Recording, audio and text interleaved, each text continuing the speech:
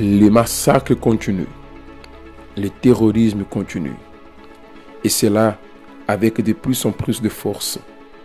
C'est impressionnant de voir que des milliers de personnes se sont remises au monde de la guerre, pratiquant le verbe tuer sans aucune pitié et sans aucun regret.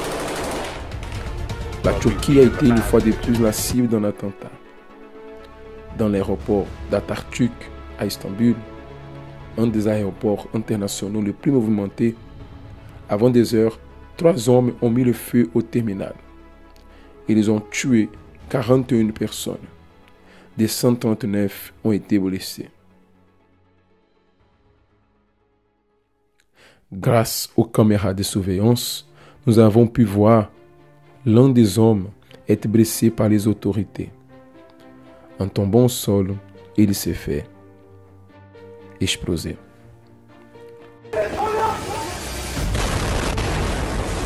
That ripped through central Bangkok. Ainsi, le choc et la peur ont rempli dessus face à tout ce qui reste à venir. Les frontières du pays sont de plus en plus étroites. Tout est en train de changer, mais pour le pire.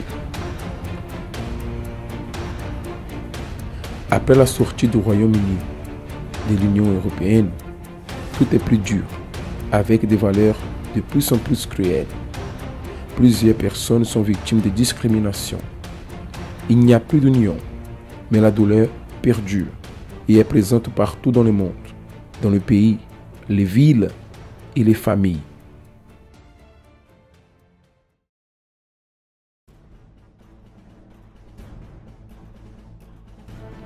Cette semaine, le Portugal a encore connu un cas d'une femme qui a eu le courage d'artificier son propre enfant nouveau-né.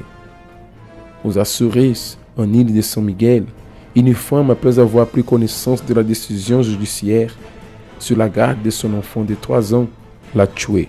Elle a ramené le cadavre de l'enfant dans une voiture, puis a brûlé la voiture, finissant aussi par mourir. Quelle race humaine si humaine!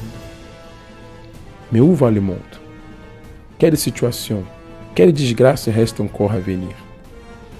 Lorsqu'on pense qu'il n'y a plus de temps pour que cela arrive, cela arrive.